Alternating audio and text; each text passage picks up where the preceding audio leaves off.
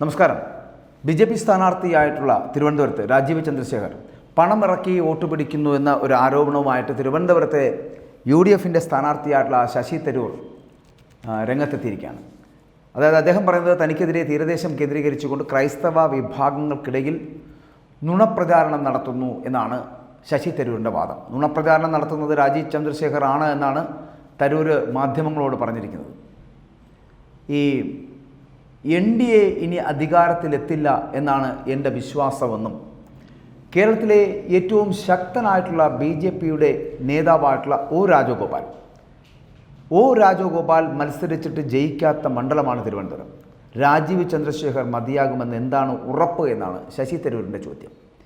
LDF സ്ഥാനാർത്ഥി എന്ന് പറയപ്പെടുന്ന പന്ന്യൻ രവീന്ദ്രനാണ്. പന്ന്യൻ രവീന്ദ്രൻ നല്ല മനുഷ്യനാണ്, എല്ലാവരും ഇഷ്ടപ്പെടുന്ന വ്യക്തിയാണ്. പന്ന്യന് മുസ്ലിങ്ങൾക്കിടയിലൊക്കെ നല്ല ബന്ധമുള്ള ഒരു നേതാവ് കൂടിയാണ്. എന്നാൽ പന്ന്യന് ഡൽഹിയിൽ പോയി എന്ത് ചെയ്യാൻ കഴിയുമെന്ന് സംശയമുണ്ട് എന്നും ശശി തരൂർ ചിന്തിക്കുകയാണ്. തിരുവനന്തപുരത്തെ ബാഴ്സലോണ മോഡൽ ട്വിൻ സിറ്റി പദ്ധതി നടപ്പാക്കാതിരിക്കുവാൻ കാരണമെന്ന് പറയപ്പെടുന്ന CPM ഭരണസമിതിയാണ് എന്നും തൻ്റെ ഭാഗത്ത് നിന്ന് ചെയ്യാനുള്ളതെല്ലാം താൻ ചെയ്തിരുന്നുവെന്നും അല്ലെങ്കിൽ അത് ചെയ്തിട്ടുണ്ടായിരുന്നുവെന്നും ശശി തരൂർ പറയുന്നുണ്ട്. പക്ഷേ CPM-ൻ്റെ സങ്കുചിതമായിട്ടുള്ള മനോഭാവം, അത്തരത്തിലുള്ള സങ്കുചിത മനോഭാവമാണ് പദ്ധതിയെ കൊല്ലാൻ കാരണമെന്ന് പറയുകയാണ്. നഗരസഭ അത് മനഃപൂർവ്വം വൈകിച്ച് ഒന്നും ചെയ്തില്ല എന്നും ശശി തരൂർ പറയുന്നുണ്ട്. ജനങ്ങൾ നേരിട്ട് കാണിക്കുന്ന സ്നേഹവും ആത്മാർത്ഥതയും കാണുമ്പോൾ ആത്മവിശ്വാസം കൂടുകയാണ് എന്നാണ് ശശി തരൂരിൻ്റെ വാദം. എനിക്ക് വലിയ ഭയമൊന്നുമില്ല, ജയം നമ്മുടെ കൂടെ തന്നെയായിരിക്കും. പക്ഷേ എതിരാളികൾ ചില നുണപ്രചരണങ്ങൾ നടത്തുമ്പോൾ, ചില നുണപ്രചരണങ്ങൾ ഇറക്കുന്നുണ്ട്, അതിൽ സത്യം ചൂണ്ടിക്കാട്ടുക എന്നത് നമ്മുടെ ഉത്തരവാദിത്തമായി മാറുന്നു.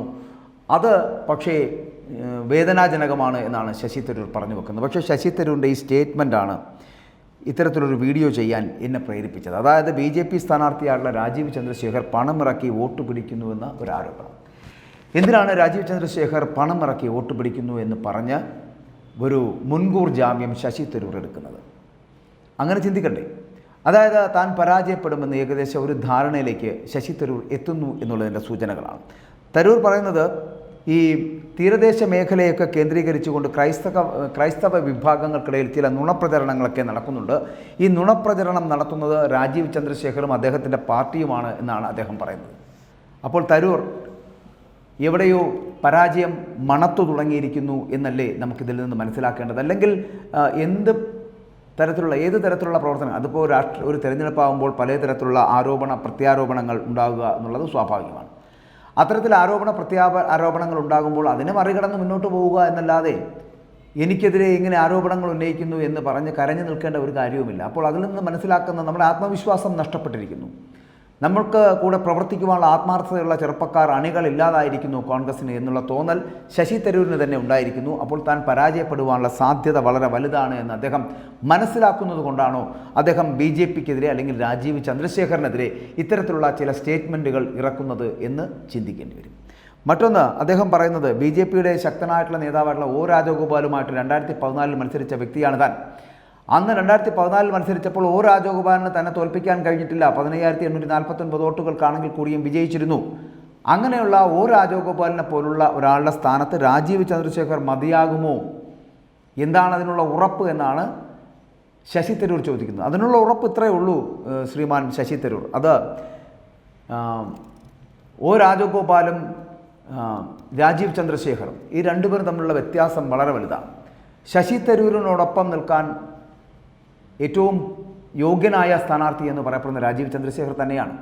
അത് പഠന മികവിലാണെങ്കിലും ശരി, സാംസ്കാരിക ഉന്നതിയിലാണെങ്കിലും ശരി, വിദ്യാഭ്യാസപരമായിട്ടാണെങ്കിലും ഒക്കെ താങ്കളോട് ചേർന്ന് നിൽക്കുവാനും കിടപിടിക്കുവാനും കരുത്തുള്ള ഒരു വ്യക്തിത്വമാണ് രാജീവ് ചന്ദ്രശേഖർ എന്ന് പറയപ്പെടുന്നത്. അതുകൊണ്ട് അങ്ങനെ സ്ഥാനാർത്ഥി നിർണയങ്ങളിൽ ഇത്തരത്തിലുള്ള വ്യക്തിപരമായിട്ടുള്ള ചില ആംഗിളുകളിൽ കൂടി ജനങ്ങൾ വീക്ഷിക്കുന്നുണ്ടെങ്കിൽ അതിൽ നിങ്ങൾ പരസ്പരം മുഖാമുഖം നിൽക്കുമ്പോൾ നിങ്ങളോടൊപ്പമുള്ള യോഗ്യതയുള്ള ഒരു വ്യക്തിത്വമാണ് രാജീവ് ചന്ദ്രശേഖർ എന്നുള്ള കാര്യത്തിൽ സംശയമില്ല. ചിരപരിചിതനാണ് അല്ലെങ്കിൽ ചിരപരിചിതനല്ല എന്ന് BJPക്കാരടക്കം പറയുന്നു എന്നുള്ള വാദം പ്രതിപക്ഷം ഉന്നയിക്കുമ്പോഴും അപരിചിത മുഖങ്ങൾക്കിടയിൽ ഇപ്പോൾ അദ്ദേഹം പരിചിതനായി മാറിയിരിക്കുന്നു എന്നുള്ളതാണ്. അവിടെയാണ് ഈ തീരദേശ മേഖലയിലെ പ്രശ്നങ്ങളൊക്കെ ഇപ്പോൾ ശശി തരൂർ ഇവിടെ അവതരിപ്പിക്കുന്നത്. കാരണം തീരദേശ മേഖലയിൽ അടക്കം ഉണ്ടായിക്കൊണ്ടിരിക്കുന്ന പ്രശ്നങ്ങളിൽ വളരെ പെട്ടെന്ന് ഇടപെടാൻ രാജീവ് ചന്ദ്രശേഖറിന് കഴിഞ്ഞു. ചില പ്രശ്നങ്ങൾ പരിഹരിക്കപ്പെടുവാനുമൊക്കെ പെട്ടെന്ന് നിമിഷങ്ങൾ കൊണ്ട് അല്ലെങ്കിൽ ഒരു ദിവസം 2 ദിവസം കൊണ്ടൊക്കെ നടപ്പിലാക്കി കൊടുക്കുവാൻ കഴിയുന്ന തരത്തിലേക്ക് പ്രത്യേക ഇടപെടലുകൾ നടത്താൻ രാജീവ് ചന്ദ്രശേഖറിന് കഴിഞ്ഞത് തീരദേശവാസികൾക്കിടയിൽ രാജീവ് ചന്ദ്രശേഖറിനോടുള്ള ഒരു മമത കൂട്ടിയിട്ടുണ്ട്, വർദ്ധിച്ചിട്ടുണ്ട്, ജനപ്രിയത ജനസ്വീകാര്യത കൂടിയിട്ടുണ്ട് എന്നുള്ളതാണ്. ഇത് തനിയെ ശശി തരൂർ മനസ്സിലാക്കിയത് കൊണ്ടാണ് തീരദേശ മേഖലകളിൽ കുപ്രചരണം നടത്തി തൻ്റെ വോട്ടുകൾ BJP കരസ്ഥമാക്കാൻ ശ്രമിക്കുന്നു എന്നുള്ള വാർത്ത അല്ലെങ്കിൽ അത്തരത്തിലുള്ള സ്റ്റേറ്റ്മെൻറ്റുകൾ പറയുന്നത് എന്ന് നമ്മൾ മനസ്സിലാക്കേണ്ടി വരും. അതല്ലേ അതിൽ നിന്ന് മനസ്സിലാക്കേണ്ടത്.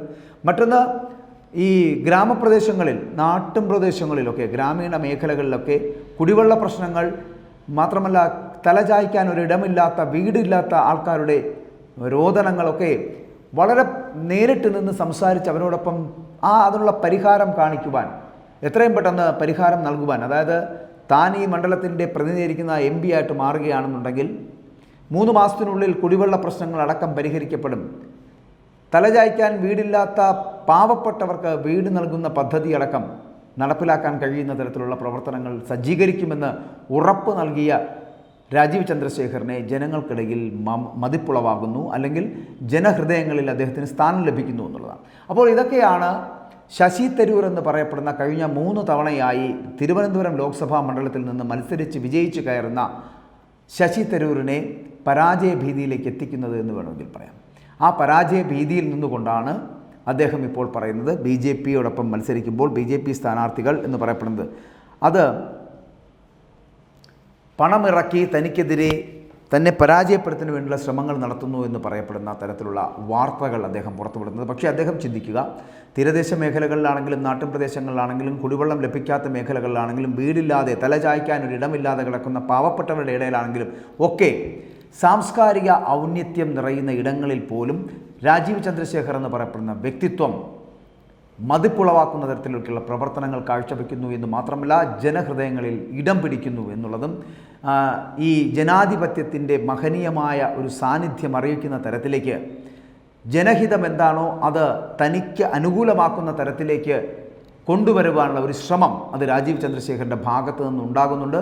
അതിനോടൊപ്പം തന്നെ ജനങ്ങളുടെ ഒരു ഭൂരിപക്ഷം, ഇപ്പോൾ വരുന്ന ജനങ്ങൾ അണികളായി മാറുകയും രാജീവ് ചന്ദ്രശേഖറിന് വോട്ട് ചെയ്യണമെന്ന തരത്തിൽ തീരുമാനമെടുക്കുകയും ചെയ്യുന്ന ഒരു അവസ്ഥ തിരുവനന്തപുരം ലോക്സഭാ മണ്ഡലത്തിൽ ഉണ്ടായിട്ടുണ്ട് എന്നുള്ള വസ്തുത ഞാനോ അല്ലെങ്കിൽ രാജീവ് ചന്ദ്രശേഖരോ BJPയോ പറയുന്നില്ല. പകരം ശശി തരൂരിൻ്റെ ഈ വാക്കുകളിൽ നിന്ന് നമുക്ക് മനസ്സിലാക്കാൻ കഴിയുന്നുണ്ട്. ഒപ്പം ശശി തരൂർ അങ്ങനെ ചിന്തിക്കുന്നുണ്ടെങ്കിൽ തന്നെ അപകടപ്പെടുത്തുവാൻ അല്ലെങ്കിൽ തന്നെ പരാജയപ്പെടുത്തുവാനുള്ള കൂട്ടായ ഒരു പരിശ്രമം പണം നൽകി BJP അടക്കമുള്ള അല്ലെങ്കിൽ രാജീവ് ചന്ദ്രശേഖർ അടക്കമുള്ളവർ ചെയ്യുന്നു എന്ന് പറയുന്നുണ്ട് എങ്കിൽ അതിനർത്ഥം താൻ തോക്കാൻ തയ്യാറായിരിക്കുന്നു, തൻ്റെ ആത്മവിശ്വാസം കുറയുന്നു, തനിക്ക് തോൽവി അടുത്തെത്തിയിരിക്കുന്നു എന്നുള്ളതിൻ്റെ സൂചനകളാണ് എന്ന് പറയേണ്ടി വരും. അതുകൊണ്ട് തന്നെയാണ് ഇപ്പോൾ ആ ഒരു സമീപനം, ഇപ്പോൾ ഇങ്ങനത്തെ ഒരു സമീപനം ഈ രാജീവ് ചന്ദ്രശേഖർ ഉണ്ടാക്കിയെടുത്തിട്ടുണ്ട് എന്ന് പറയുന്ന തരത്തിലേക്കുള്ള സ്റ്റേറ്റ്മെൻറ്റിലേക്ക് ശശി തരൂർ എത്തുന്നത് എന്ന് പറയാൻ കഴിയും. അപ്പോൾ ശശി തരൂരിന് പരാജയം ഉറപ്പിക്കുന്ന ഒരു മേഖലയിലേക്ക്, പരാജയം സംഭവിക്കാൻ പോകുന്നു എന്നുള്ള ഒരു ഉറപ്പ് ഈ ശശി തരൂരിൽ നിന്ന് ലഭിച്ചിരിക്കുന്നതിൻ്റെ പേരിലാണ് BJP സ്ഥാനാർത്ഥിക്കെതിരെ ഇത്തരത്തിലുള്ള ആക്ഷേപങ്ങൾ ഉന്നയിക്കുന്നത് എന്ന് പറയേണ്ടി വരും.